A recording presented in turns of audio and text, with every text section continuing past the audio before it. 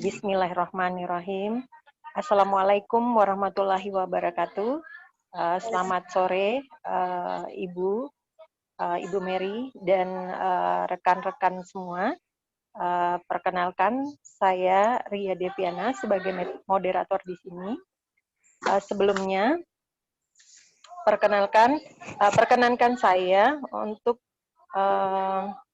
memperkenalkan narasumber kita, yaitu Ibu Mary Esterilita, ya, merupakan seorang dosen muda yang sangat berprestasi.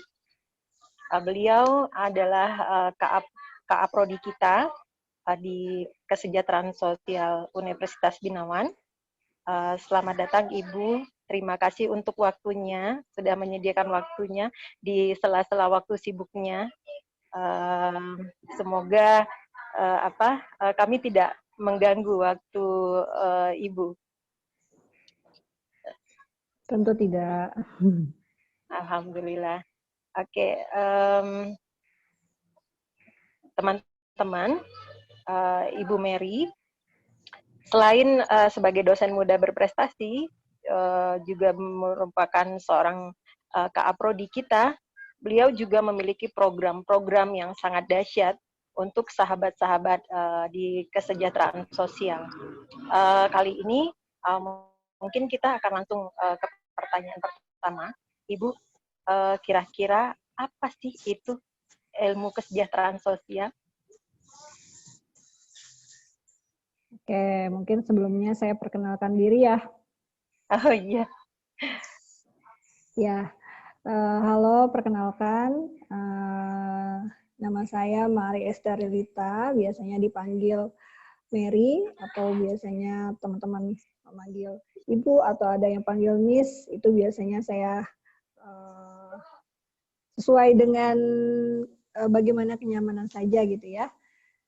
Terima kasih sebelumnya atas undangan dari teman-teman ya dalam kegiatan wawancara ini. Semoga apa yang nanti diharapkan itu nantinya bisa tercapai begitu.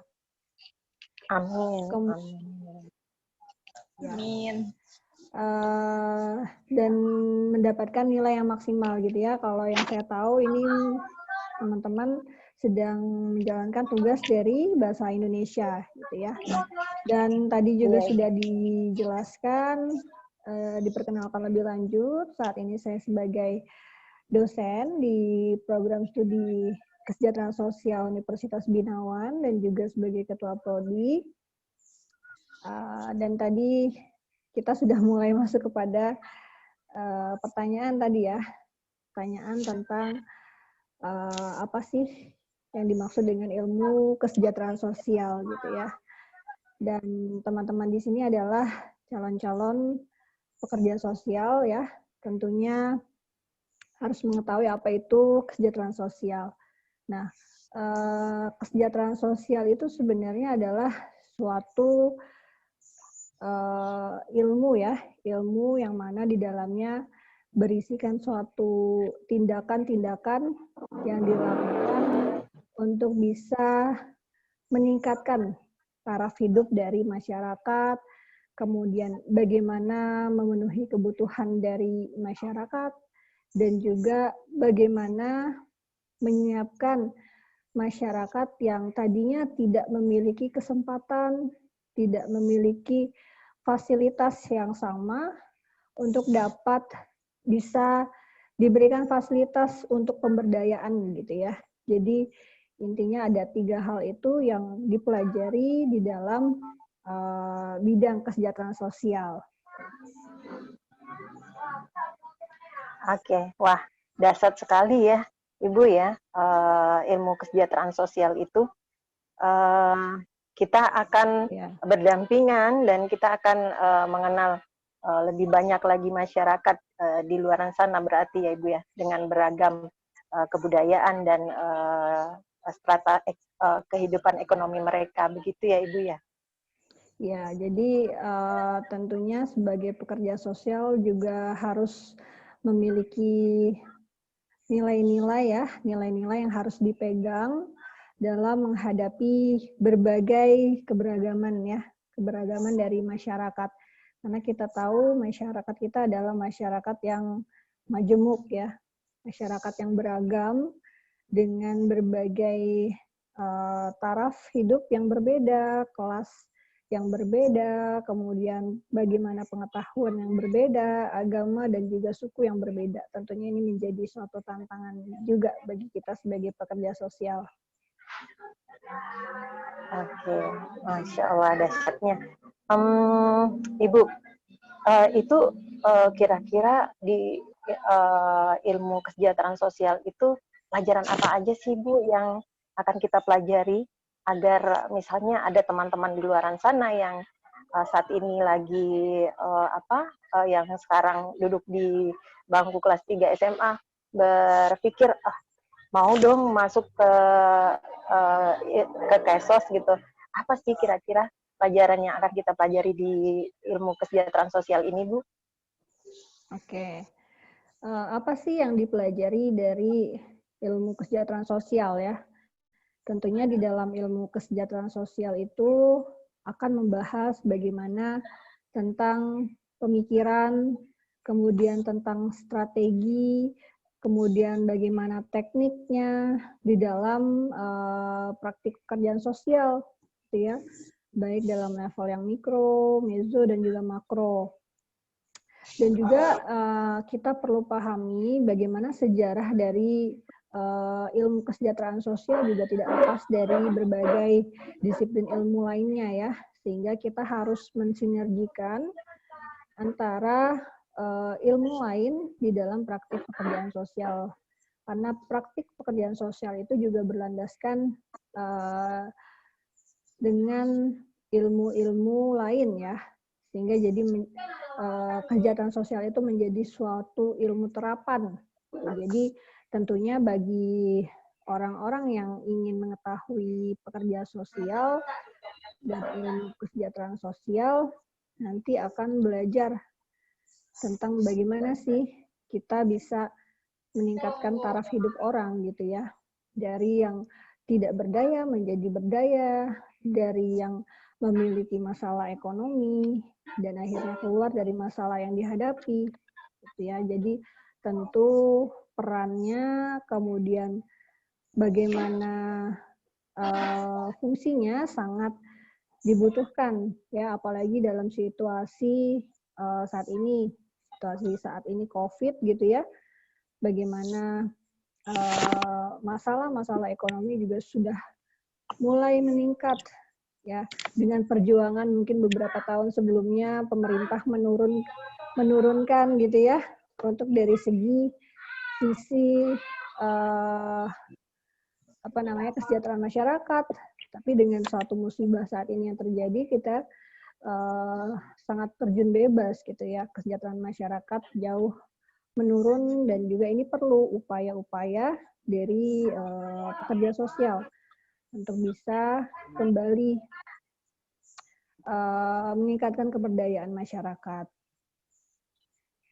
Wah, keren banget ya Bu ya. Boleh tahu nggak sih Bu, kenapa sih Ibu bisa tertarik untuk mengambil jurusan ilmu kesejahteraan sosial ini? Ya. Apakah hampir sama dengan kita atau gimana? Ya, tentu untuk masuk dan terjun di dalam dunia kesejahteraan sosial itu kan berbeda-beda ceritanya mungkin ya, di masing-masing orang punya cerita yang berbeda. Kalau saya sendiri diawali dengan bagaimana ayah saya, gitu ya, orang tua saya memang juga bekerja di bidang sosial pada saat itu, sehingga saya memang memiliki kesempatan di sana untuk bisa melanjutkan pendidikan.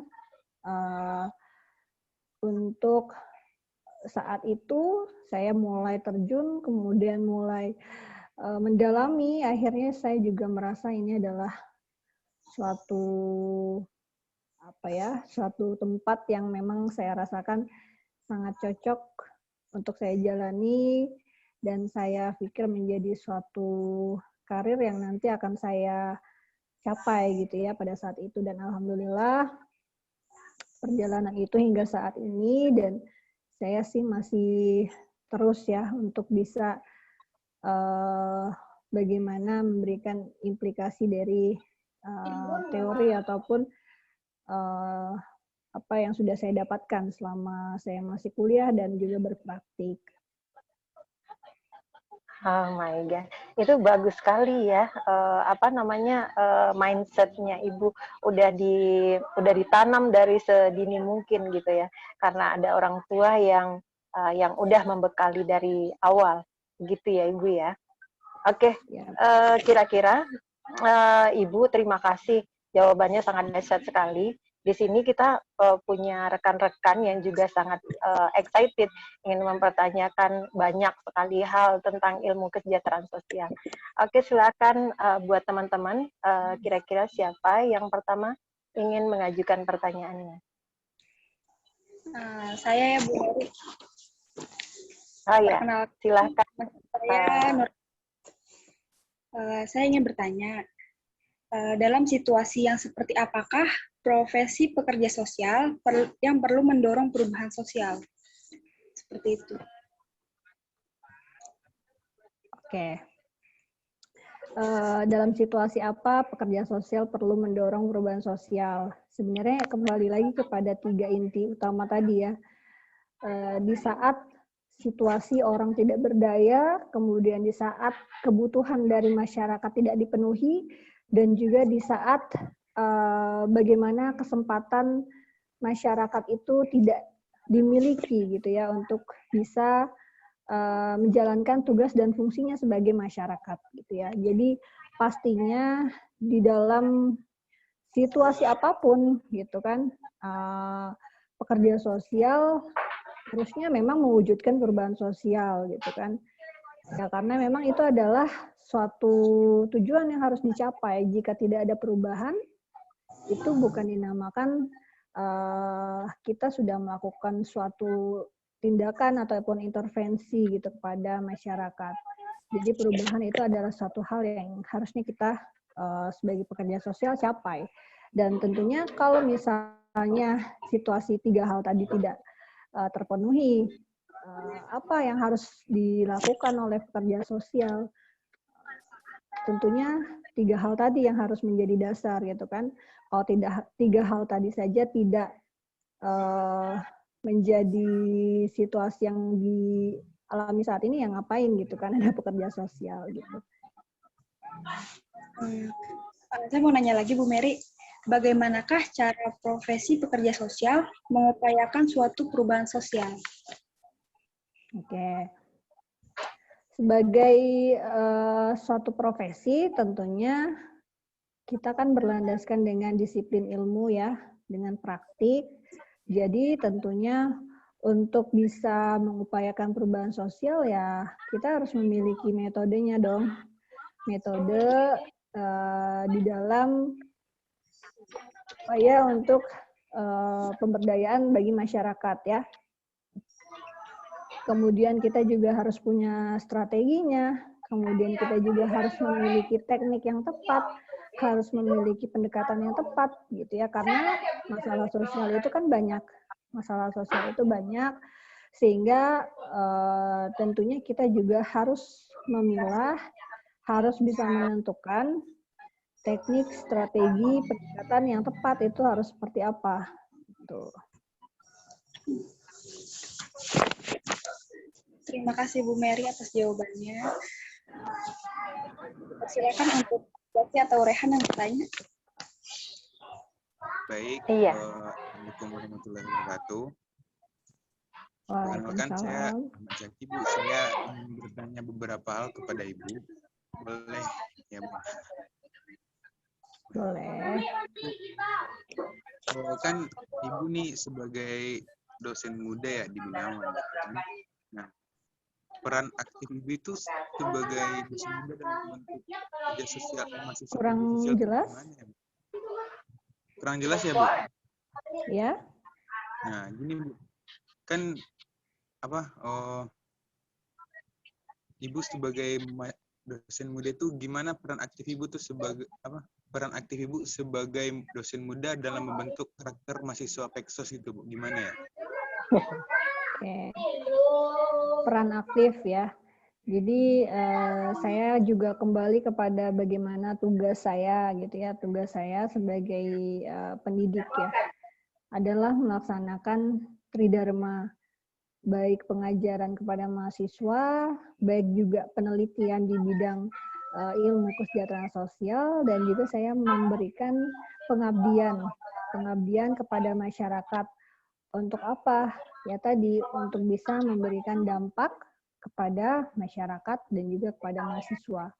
Tentunya peran aktif itu tidak lepas dari bagaimana misi dari seorang dosen ya, yang memang memiliki perwujudan untuk tridharma perguruan tinggi. Dan saya juga ingin sangat berperan di dalam bagaimana mendidik nantinya calon-calon pekerja sosial, yakni teman-teman mahasiswa prodi kesejahteraan sosial itu untuk bisa nantinya menjadi pekerja sosial yang unggul ya, yang unggul dan nantinya bisa melaksanakan perubahan sosial di masyarakat gitu. Jadi tentu peran aktif itu terus saya lakukan gitu ya, hingga teman-teman nantinya lulus dan juga bisa langsung memberikan manfaat kepada masyarakat.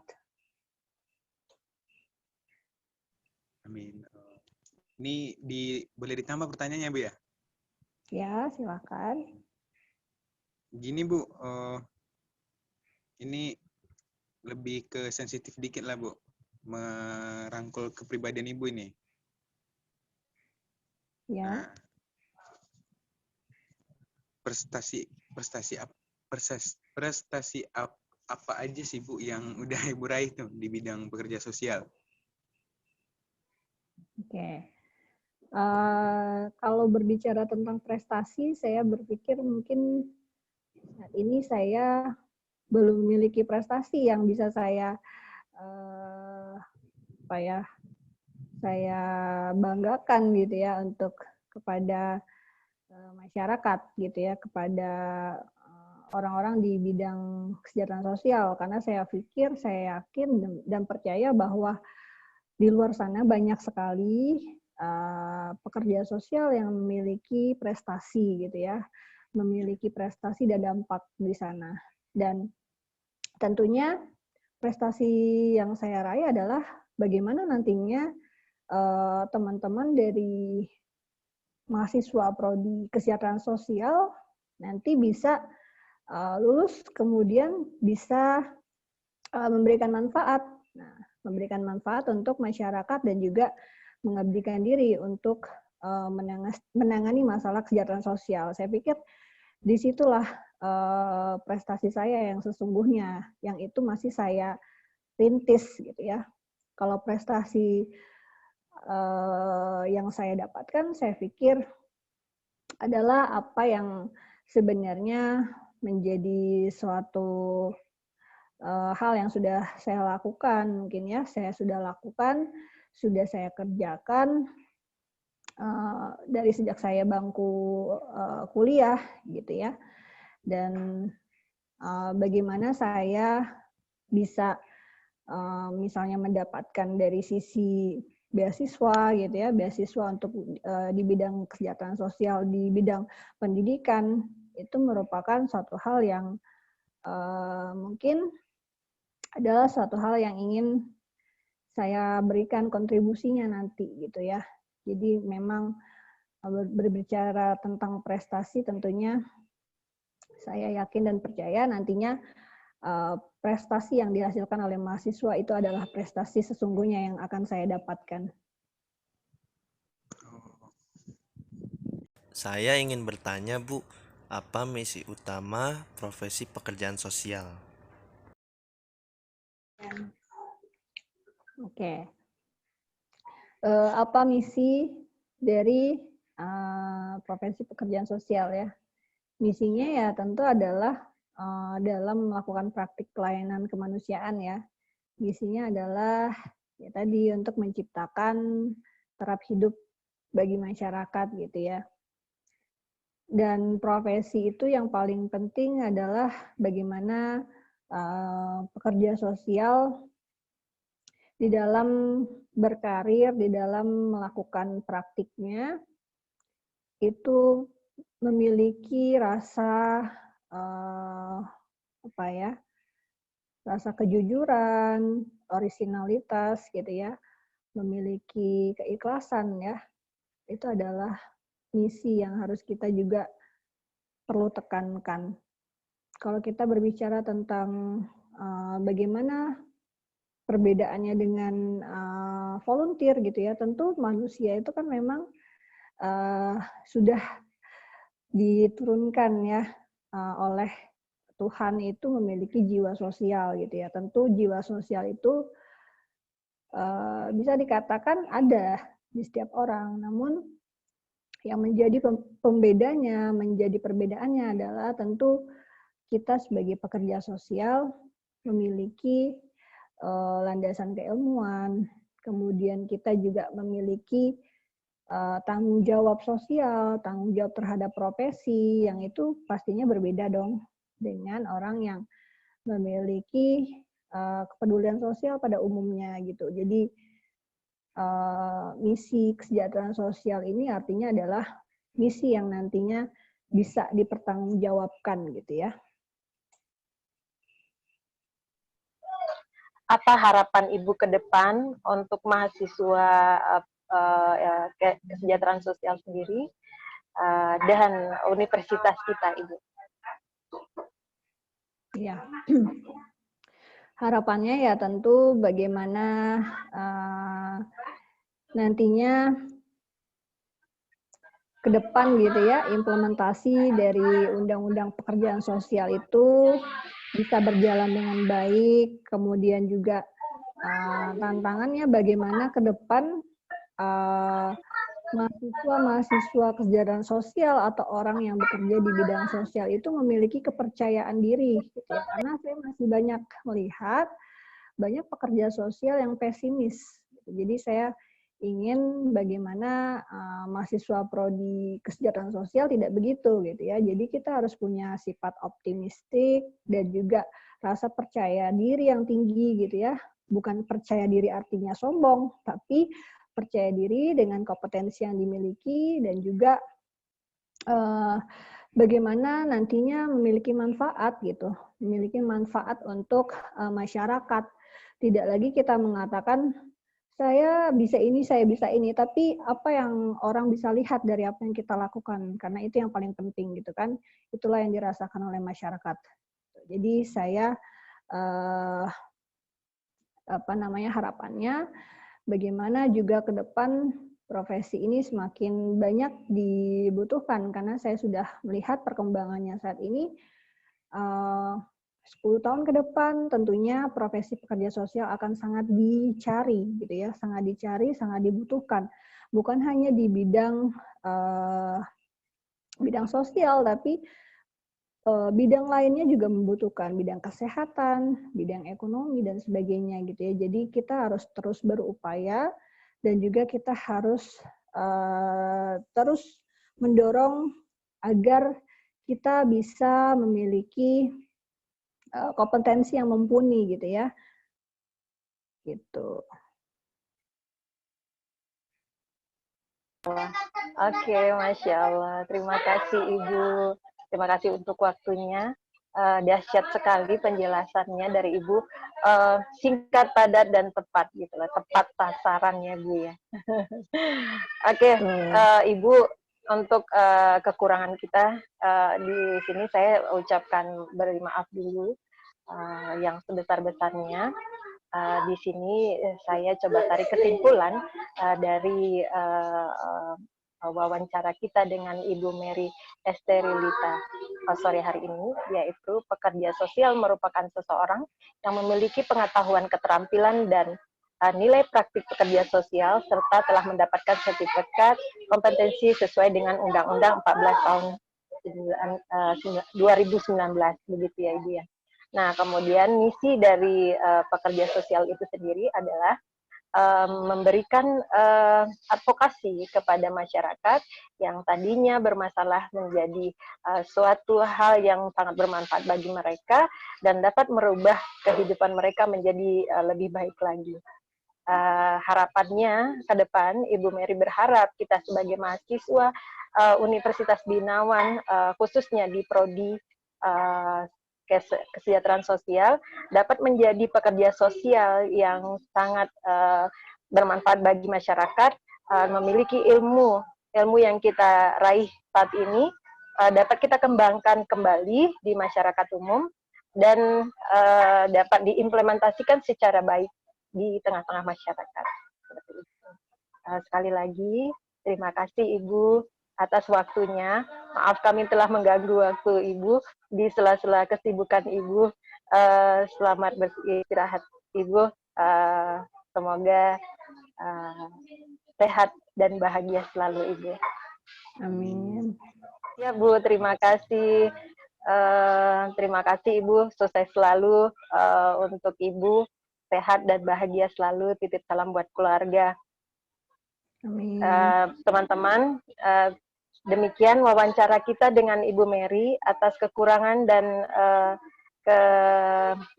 kesalahan dalam penyebutan apapun itu, kami dari kelompok 4 kesejahteraan sosial mengucapkan maaf yang sebesar-besarnya dan terima kasih telah ikut bergabung dan menyaksikan wawancara kami kali ini. Sekali lagi terima kasih Ibu. Wassalamualaikum warahmatullahi wabarakatuh. Waalaikumsalam warahmatullahi wabarakatuh.